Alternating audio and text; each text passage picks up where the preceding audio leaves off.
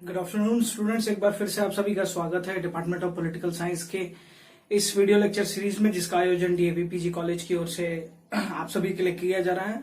आज का वीडियो हम बीए फर्स्ट ईयर के सेकंड सेमेस्टर के स्टूडेंट्स के लिए एड्रेस करते हुए बना रहे हैं। और जो आज का टॉपिक हम कवर करने जा रहे हैं एक बार फिर से, वह है भारतीय संविधान में संशोधन करने की विधियां। जैसा कि हमने पहले बात की थी, मैंने आपको पहले संविधान में हुए बहुत महत्वपूर्ण संशोधनों के बारे में वीडियो बनाया और आपने उसको देखा भी और समझा भी। और अब हम बात करने जा रहे हैं कि भारतीय संविधान में जो संशोधन हमको देखने को मिलते हैं उसमें किस तरीके की विधियां लगाई जाती हैं या किन तरीकों का प्रयोग किया जाता है।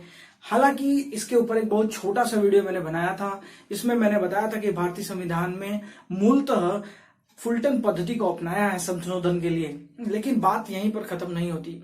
बात दरअसल जब हम भारतीय संविधान में संशोधन की प्रक्रिया की बात करते हैं तो हम पहले भी इस बारे में बात कर चुके हैं कि भारत में संवैधानिक संशोधन करने की प्रक्रिया ना ही बहुत आसान है और ना ही बहुत ज्यादा कठिन। ध्यान रखें कि भारतीय संविधान सभा के उस दौर में जहां गोपाल स्वामी अयंगकर, केटी शाह और के मुंशी जैसे लोग थे जो भारतीय संविधान में बार बार संशोधन ना हो इसकी वकालत करते हैं, और दूसरी तरफ जहां हम देखते हैं जेएल नेहरू, एचटी कामत, इस तरीके के लोग थे जो संशोधन की प्रक्रिया को बहुत सरल बनाने की वकालत करते हुए हमें दिखते हैं। लेकिन भारत का जो इतिहास या भारत का जो अब तक का संवैधानिक संशोधन का जर्नी रहा है, यात्रा रही है, उसमें हम देखते हैं कि इसका क्षेत्र बहुत व्यापक रहा है और लक्ष्य बहुआयामी रहे हैं। कभी भी छोटे लक्ष्यों के साथ या छोटे क्षेत्र के साथ संवैधानिक संशोधन भारतीय संविधान के अंदर देखने को तो नहीं मिलता है। ध्यान रखिए कि कोई भी संवैधानिक संशोधन, भारतीय संविधान के विशेष संदर्भ में मैं बात कर रहा हूं, कोई भी संवैधानिक संशोधन जिसका आधार देश हित या लोक कल्याणकारी राज्य की स्थापना यदि नहीं है तो उसे एक बहुत ही अच्छा या बहुत बेहतर संवैधानिक संशोधन नहीं माना जाता। भारतीय संविधान में अब तक जितने भी संवैधानिक संशोधन हुए हैं वह पूर्णतया समाज के हित में, देश के हित में और एक लोक कल्याणकारी राज्य की स्थापना करते हुए दिखाई पड़ते हैं। साथ ही साथ हमें यह भी जानना चाहिए कि यह सारे संवैधानिक संशोधन जो अब तक हमने देखे या पढ़े हैं, प्रमुख संवैधानिक संशोधनों की बात करें तो वह सारे राज्य के नीति निर्देशक तत्वों में जो ज्ञान की बातें या जो कंटेंट दिया हुआ है उसी कंटेंट को ध्यान में रखते हुए किए गए हैं। यानी भारतीय संविधान में अब तक के जितने भी संवैधानिक संशोधन हमने पढ़े या देखे हैं या आगे भी देखेंगे, उनमें लोकहित को बहुत अधिक ध्यान रखा गया है। आइए बात शुरू करते हैं और अपने पाठ्यक्रम की ओर बढ़ते हैं। तो जो सबसे पहला तरीका मूलतः भारतीय संविधान में संशोधन करने के लिए 3 विधियों का उपयोग किया जाता है, जिसमें जो 3 प्रक्रियाएं उसका प्रयोग किया जाता है। जो सबसे पहला है वह है संसद द्वारा साधारण बहुमत से संशोधन।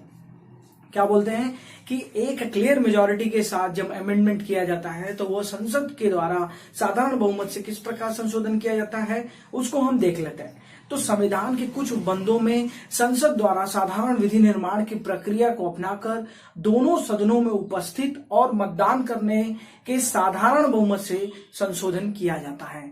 यानी दोनों सदनों में उपस्थित संसद सदस्य जब मतदान करते हैं तो उसके बहुमत के आधार पर हम संविधान में संशोधन देखने को हमें संविधान में संशोधन दिखता मिलता है। ये संशोधन की सबसे आसान विधि है। यानी मैंने बोला जैसा कि अगर साधारण बहुमत से संशोधन करना है तो ये संसद का सबसे इजी वे में संशोधन होता है। कैसे होता है और क्या क्या आर्टिकल्स आते हैं, क्या क्या विशेष परिस्थितियों को देख करके, जैसा कि मैंने बताया संविधान के अनुच्छेद 2, 3 और 4, यानी जो भारतीय संविधान के अनुच्छेद 2 और 3 और 4 जो कि राज्यों जो वह राज्य जो कि संघ में प्रवेश पाते हैं, भारतीय संघ में प्रवेश पाते हैं, ऐसे नए राज्यों के संबंधित संशोधन, उन राज्यों से संबंधित क्षेत्र यानी उन नए राज्यों के क्षेत्र से संबंधित संशोधन, उन नए राज्यों की सीमाओं से संबंधित संशोधन तथा उनके परिवर्तन, उनके नाम परिवर्तन या उनके कार्यालय के परिवर्तन से संबंधित सारे संशोधन, इनमें संशोधन करने के लिए यही साधारण बहुमत की विधि अपनाई जाती है। फिर क्या हम देखते हैं दोस्तों कि अनुच्छेद 169 के तहत जहां पर राज्य विधान मंडलों में उच्च सदन के निर्माण एवं अंत से संबंधित संशोधन भी संसद के साधारण बहुमत द्वारा ही संशोधित किए जाते हैं। और हम क्या देखते हैं कि संविधान के अनुच्छेद 239 ए या 239 अ से के तहत केंद्र शासित क्षेत्रों के विधान मंडलों से संबंधित संशोधन भी इसी संसद द्वारा साधारण बहुमत के द्वारा संशोधित किए जाते हैं। साथ ही साथ हमें यह भी जानना चाहिए कि संविधान की 5वीं और 6वीं अनुसूची से संबंधित जो भी संवैधानिक संशोधन इस देश को देखने को मिले वह भी संसद के साधारण बहुमत द्वारा संशोधित देखने को मिलते हैं। ध्यान रखें कि उपयुक्त अनुच्छेदों को छोड़कर संसद साधारण कानून बनाकर संशोधन कर सकती है। उपयुक्त संशोधनों में जिसमें कि खास करके 368A की बात की जाती है, इसके अलावा जितने भी संवैधानिक संशोधन है वो 368A में 2 अन्य विधियों का दिया है। आइए अब हम उन 2 अन्य प्रक्रियाओं को समझ लेते हैं जिससे भारतीय संविधान में संशोधन देखने को हमको मिलता है। आइए स्टूडेंट्स, अब हम देख लेते हैं कि भारतीय संविधान में संशोधन के लिए दूसरी कौन सी प्रमुख प्रक्रिया अपनाई जाती है और दूसरी विधि कौन सी है। जो दूसरी विधि है वो है संसद के द्वारा 2/3 बहुमत से संशोधन।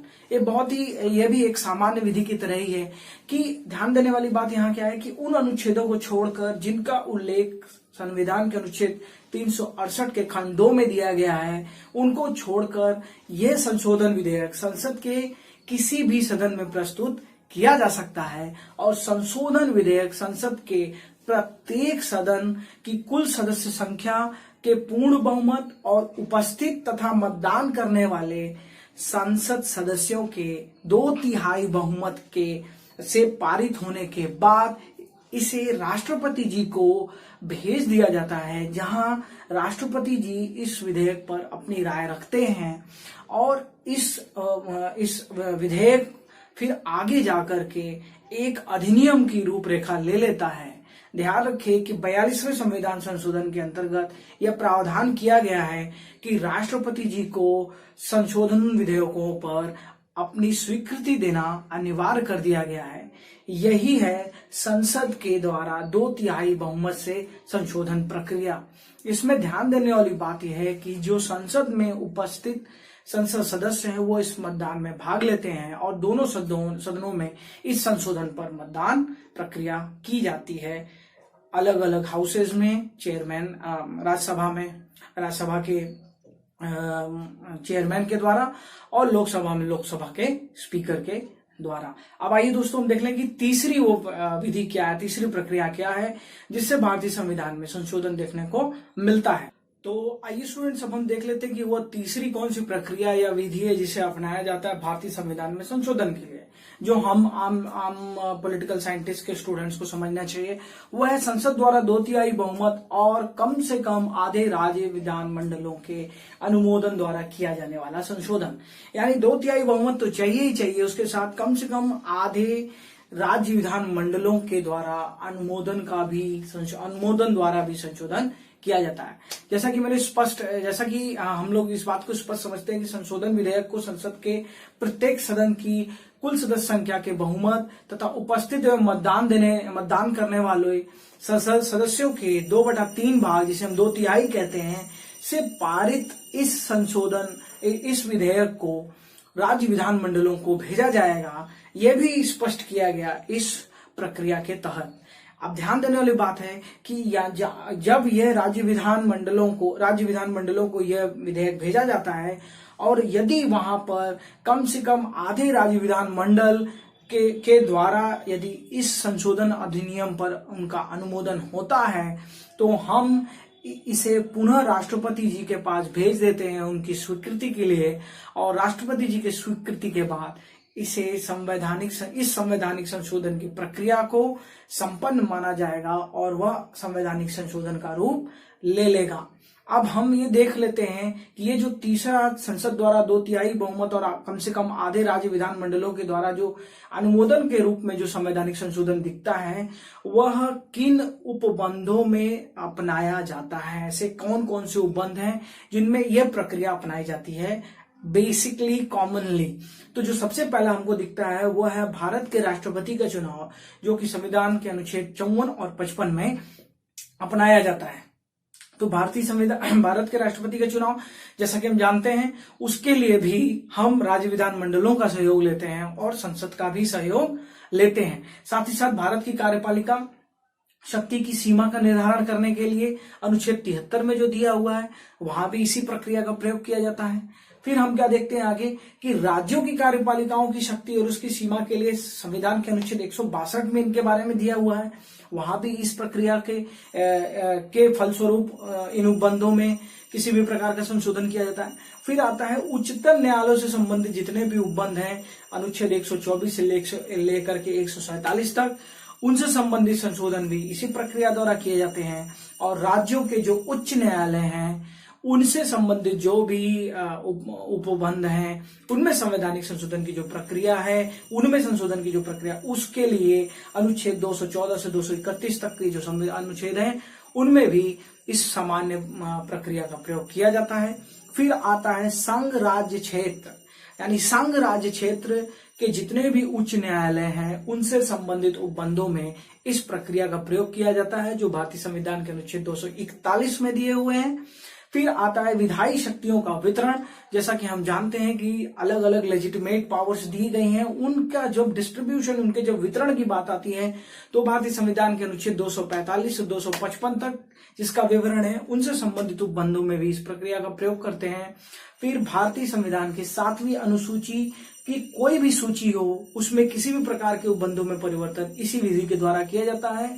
संसद में राज्यों का प्रतिनिधित्व अब भारतीय संविधान के 4वीं अनुसूची में दिया हुआ है, उसके बारे में भी अगर हम कुछ परिवर्तन देखते हैं या उसमें कोई संशोधन प्रक्रिया करनी होती है तो हम इसी विधि का प्रयोग करते हैं। और फिर आता है अनुच्छेद 368 के कुछ उपबंध जिनके बारे में आप किताब को खोलेंगे तो ज्यादा बेहतर पाएंगे। उनसे संबंधित कुछ उपबंधों में भी अगर संशोधन करना है तो इसी विधि का प्रयोग किया जाता है। यानी ये जो 3 विधियां हैं, इन्हीं तीनों विधियों द्वारा हम भारतीय संविधान में संशोधन देखते हैं। पहला मैंने आपको बताया कि संसद द्वारा साधारण बहुमत से संशोधन, दूसरा मैंने आपको बताया कि संसद द्वारा 2/3 बहुमत से संशोधन, और तीसरा और अति महत्वपूर्ण संसद द्वारा 2/3 बहुमत और कम से कम आधे राज्य विधान मंडलों के अनुमोदन द्वारा संशोधन। मैंने पहले भी आपको बताया, मैं एक बार फिर आपको बताता हूं कि भारतीय संविधान में संशोधन के जो क्षेत्र है वो बहुत व्यापक है और इसका स्वरूप बहुत बहुआयामी है। लोक कल्याणकारी राज्य की स्थापना और राज्य के नीति निर्देशक तत्वों के सिद्धांत पर चलते हुए अब तक भारतीय संविधान में संशोधन देखने को मिले हैं। कभी भी किसी भी संवैधानिक संशोधन का उद्देश्य भारत के संघीय ढांचे को डिस्टर्ब करना नहीं है। इसका काम भारत की संघीय ढांचे को मजबूत और मजबूत करना है, जिसमें राज्य अपनी सुविधा के अनुसार, अपने हितों के अनुसार अपने को आगे बढ़ा सकते हैं बिना किसी गतिरोध या विरोध के। शुरू में भी मैंने एक वीडियो में आपको बताया था कि संघ और राज्य के संबंध कभी भी संवैधानिक संशोधनों के आधार पर तय नहीं किए जा सकते। संवैधानिक संशोधनों का आधार या उद्देश्य संपूर्ण भारत में निवास कर रही जनता के प्रति, जनता के अंदर भारतीय संविधान के प्रति जो निष्ठा और आस्था है या विश्वास है वह सदैव बनी रहे। इन्हीं उद्देश्यों के साथ भारतीय संविधान में संशोधन देखने को मिले हैं या मिलते आए हैं।